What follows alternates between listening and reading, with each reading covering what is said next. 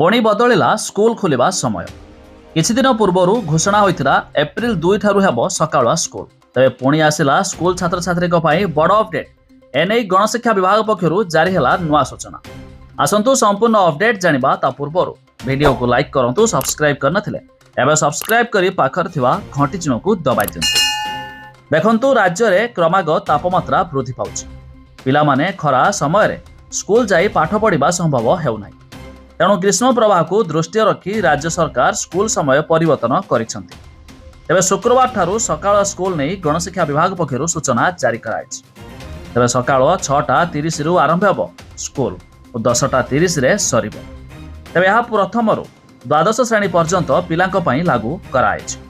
तेबे यह पूर्वरु आसंता एप्रिल 2 रु विद्यालय गुड़िकर पाठपढ़ा सकाळ आरंभ कराजियो बोली राजस्व मंत्री सुरेश पुजारी सूचना देइथिले।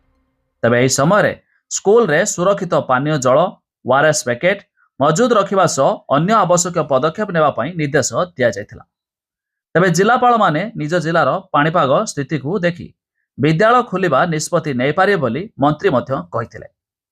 अन्यपटे मुख्यमंत्री मोहन चरण माझीक निर्देश क्रमे प्रबल ग्रीष्म प्रवाह को दृष्टि रखी राज्यर समस्त अंगनवाड़ी केन्द्र को सकाळ 7 रु 9 जाए खुला रखिबा राज्य महिला और शिशु विभाग पक्षरु समस्त जिलापाल मानकु चिठी कराइछि।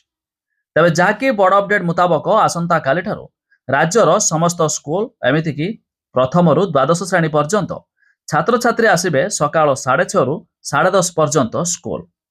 तेबे आपण माने केउ जिल्लारू वीडियो देखुचंती ता निहाती कमेंट करी जणाइबे।